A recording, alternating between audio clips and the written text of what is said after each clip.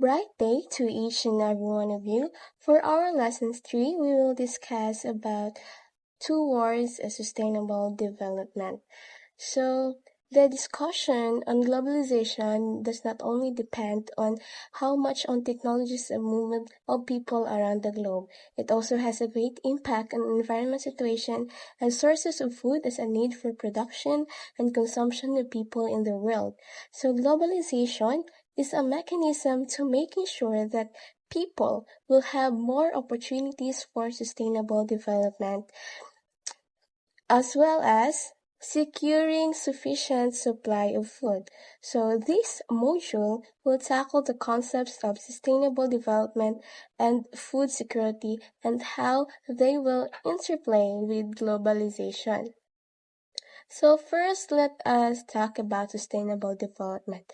So sustainable development is a development that can meet the needs of the present generations without compromising the ability of the future generations to meet their own needs. So it is more focused on the food security, the resources, so that the next generation will also have will also meet their own needs. So food security, of course, when every person every time is able to physically and economically access sufficient, safe, and nutritious food depending on their dietary needs and food preferences toward an active and healthy lifestyle.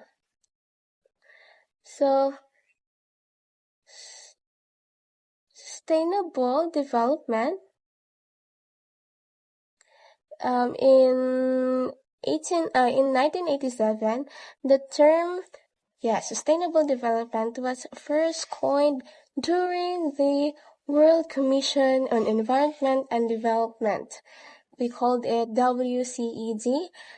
It was defined as the development that can meet the needs of the present generation without compromising the ability of the future generations to meet their own needs. So it was born out of recognition that the economic and social needs should be balanced with the capacity of the environment to provide actions that take into account that entwined aspect of social, cultural, economic development and environmental protection and enhancement. So, that is all. So, sustainable development is a very vital. Of course, we have to be very wise of our resources and in order for our future generations to not be hungry, to have their shelter, to have what they need, and everything. So, the next reporter will tackle about what is the sustainable development. So, we have a 17 goals of sustainable development, and that will be discussed by our next reporter. Thank you.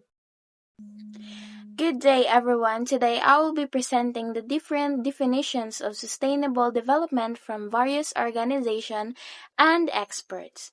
First, according to the World Bank in 1992, sustainable development means carefully considering the costs and benefits of development and environmental policies. It also emphasizes the use of economic analysis to strengthen environmental protections. So this shows that development should not be about economic growth, but also about protecting the environment. So next is the International Union of Conservation of Nature, or the IUCN.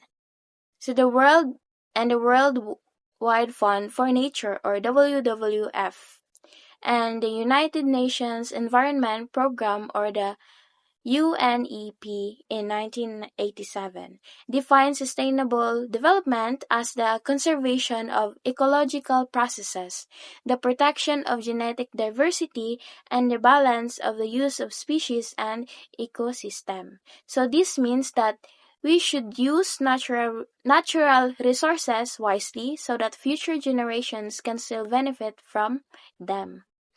So lastly, Edward Barbier in 1987 explained that sustainable economic development focuses on improving the quality of life of the poor people.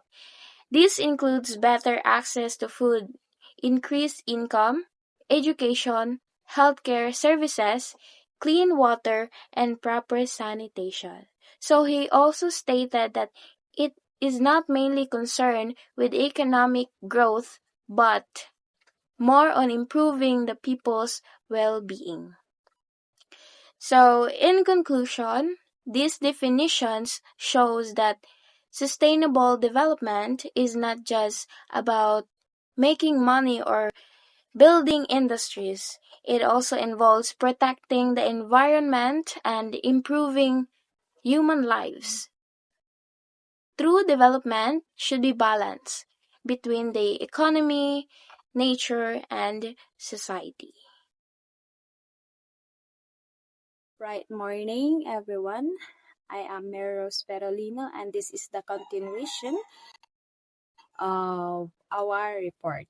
So, in 2000, the global leaders from UN member states reached a consensus and adopted the Millennium Development Goals, which is the MDGs, to pursue poverty reduction and human development. It composed of 8 goals that are targeted to be achieved by the year 2015.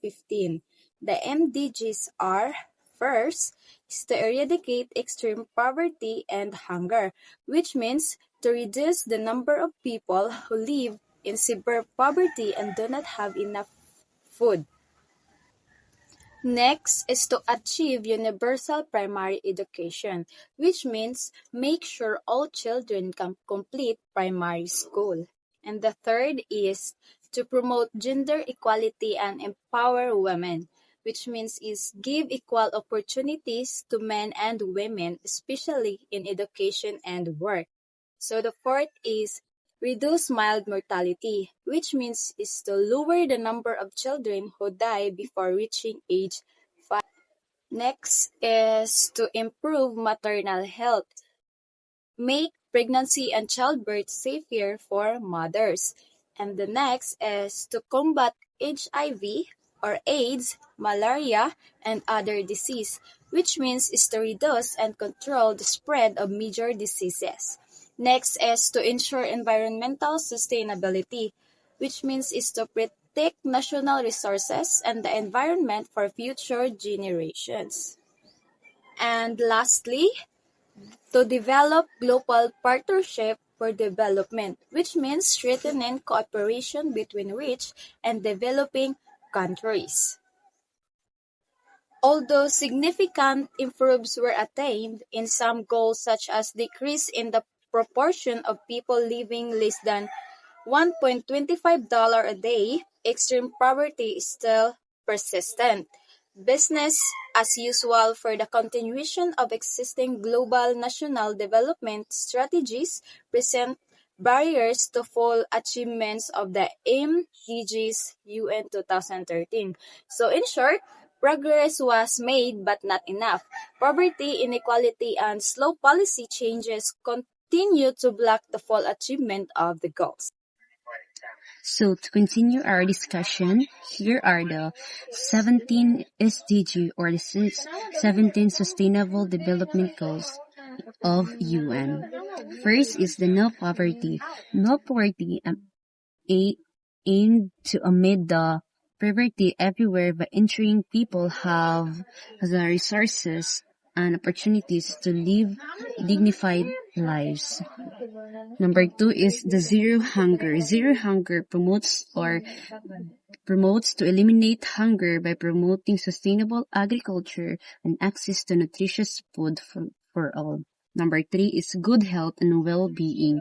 This ensures that everyone has access to quality healthcare and lives a healthy life. Number 4 is quality education. Quality education provides inclusive, equitable, and lifelong learning opportunities for all.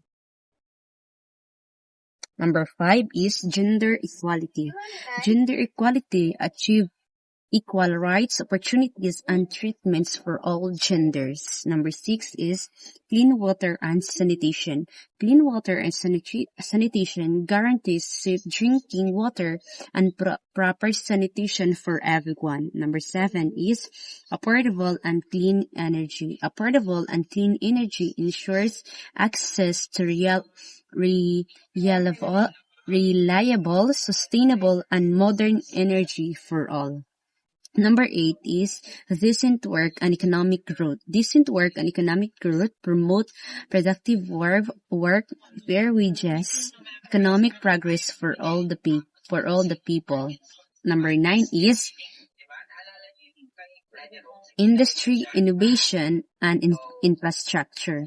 Build resilient infrastructure and support innovation and sustainable industry. Number 10 is reduce inequality. Reduce inequality promotes reduce social, economic, and political inequalities within and among countries. Number 11 is sustainable cities and communities. This make cities inclusive, safe, resilient, and environmentally friendly. Number 12 is responsible consumption and production.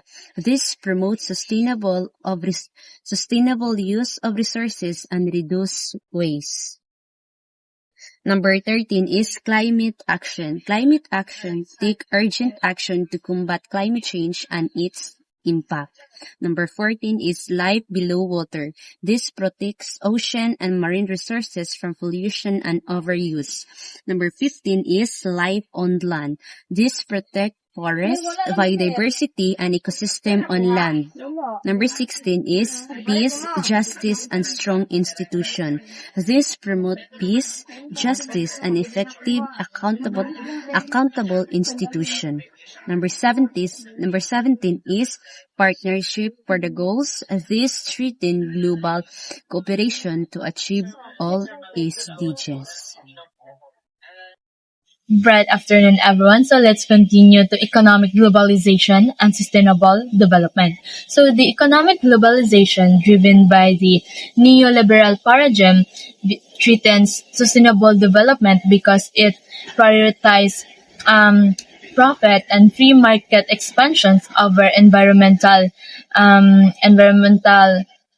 protections, social equity, and long-term resource sustainability. Economic globalization promotes economic growth by expanding trade while increasing competitions as nations and businesses strive to outperform one another in global markets. Then structural adjustments policies force countries to focus on debt repayment and market openness, allowing TNCs to gain wealth while reducing social services and privatizing resources, which harms vulnerable groups and endangers land, water, and natural assets. So, in response to the hardship caused by neoliberal globalization, global civil society and mass movements unite through the protest, legal actions, negotiations, and alliance to challenge harmful economic practices and advocate for sustainable development. Okay, now let's proceed to the global food security. So the world actually produces enough food for everyone, but millions still go hungry.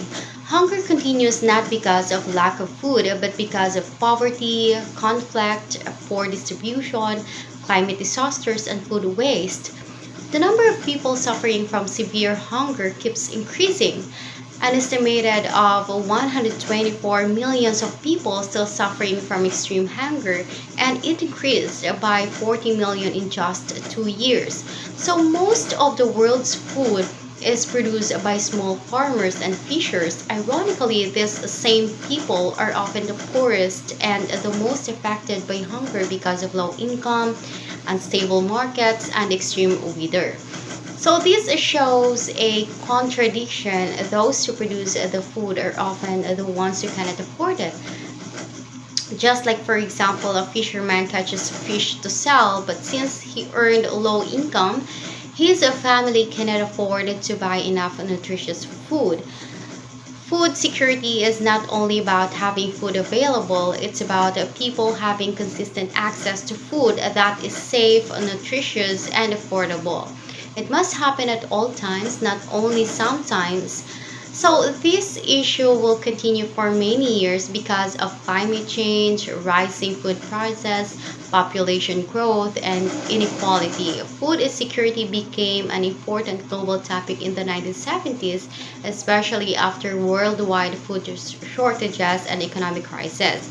So, governments and international organizations like the UN, FAO, World Food Program include food security in their official plans because hunger affects millions. They create programs to reduce hunger, but the problems still persist due to climate change, political instability, poverty, and unequal food distribution. So experts measures food security using scientific indicators.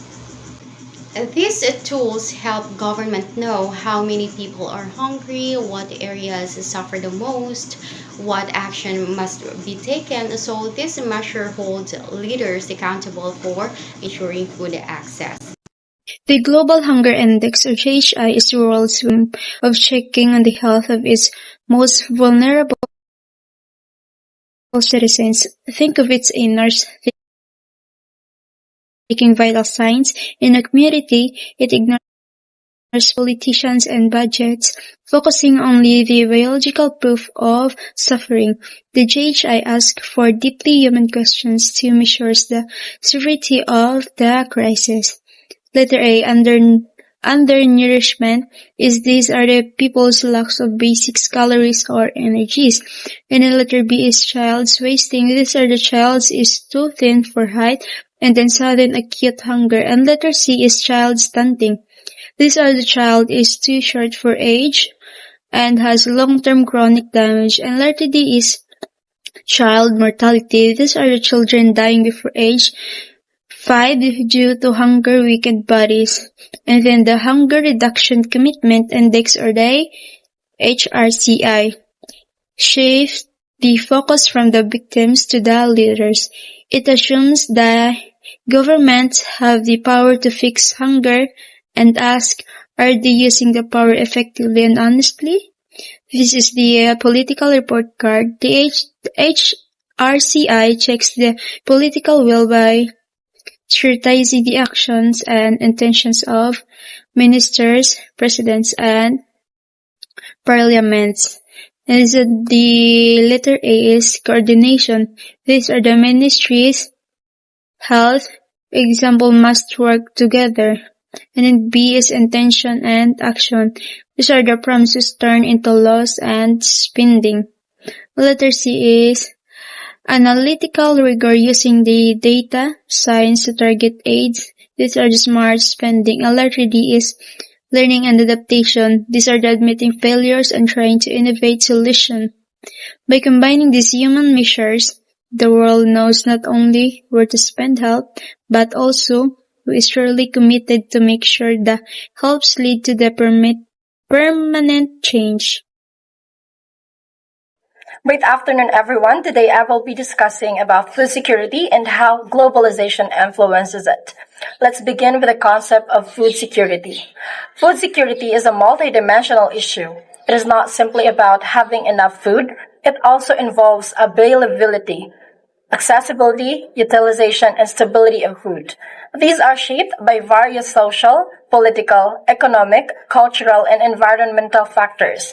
Some key influences include the supply of food, food prices, people's income, and changes or shocks in social and natural environments, such as natural disasters, climate change, or conflict.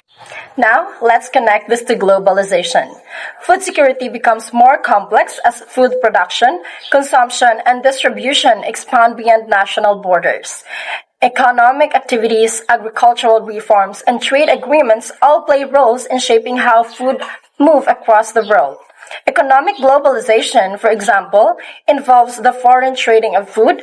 This leads to the creation of global food supply chain, where the production, manufacturing, consumption, and even disposal of food happens across different countries.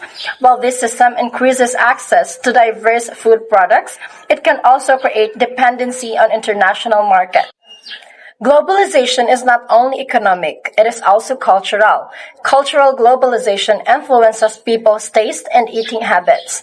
Exposure to global brands and foreign cuisines change how communities choose and consume food. Transnational fast food corporations like McDonald's, Burger King, Starbucks, KFC, Pizza Hut, and Subway operate in many countries, shaping global food culture and sometimes replacing traditional diets. However, globalization can also negatively impact food security. Example, from the Philippines where agricultural food production weakened due to declining government spending on agriculture. This reduction occurred because of policies linked to structural adjustment programs by institutions such as the IMF and World Bank. As a result, support for local farmers decreased, affecting national food production and long-term food security. In summary, food security is influenced by multiple interacting factors and globalization. Both economic and cultural plays a major role in shaping how societies produce, access, and consume food. Its effects can be beneficial or harmful depending on how nations manage resources, policies, and cultural changes.